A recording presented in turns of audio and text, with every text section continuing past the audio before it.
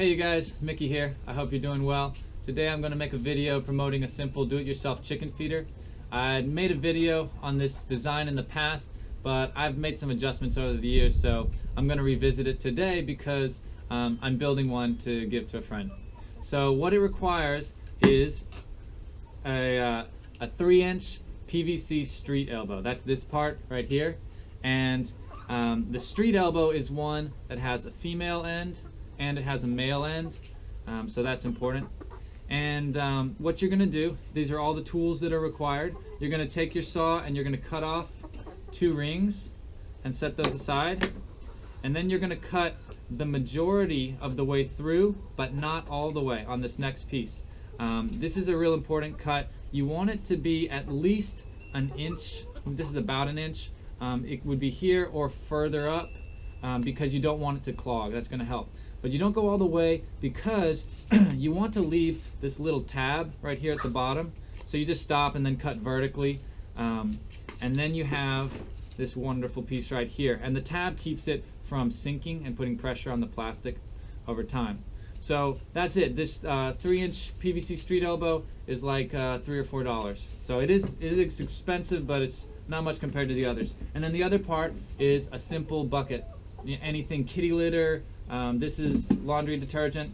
So what I did is I punched a hole in there and I cut it out. I used the marker to mark it. If you're going to just lay it on a flat surface, then you can line up exactly where you want it to be, about, and then mark it and then cut it out. And as long as you're not off by more than the width of this, it really doesn't matter.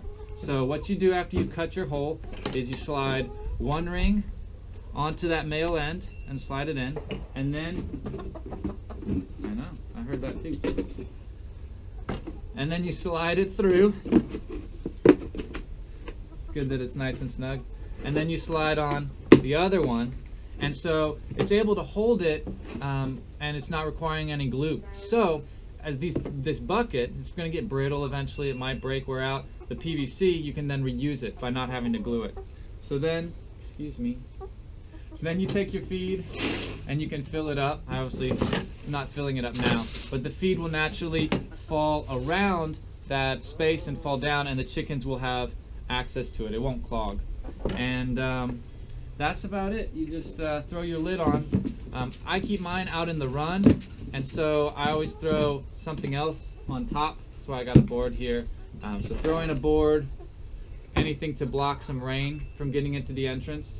But this is just really great, really simple. It's relatively rodent proof, as in they don't really jump up and search this very easily. Like, it's kind of hard to climb in to get access. I've seen them try to chew up here, but if you have a lid on it, if you have a board on top, it reduces that pressure a lot for them trying to get in through the top. So basically, it costs about $3 to $5, and you have a chicken feeder that will service probably 3 or 4 birds. If you have more than that, then you want to make multiple feeders just so that they can have access, because this is kind of one access at a time. But you are able to do 2 on each side if you want to invest in more PVC.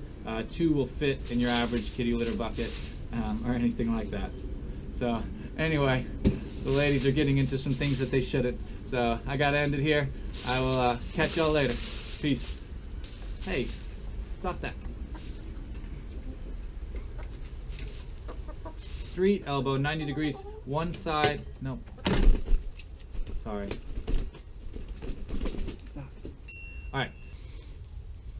So get out of there. That's mine. That's the problem with these auto feeders. It's 1 at a time. Maybe 3 at a time. Get your head out. They actually try and pull each other's heads out with their beak. That's funny. Everybody wants to eat before they go to bed.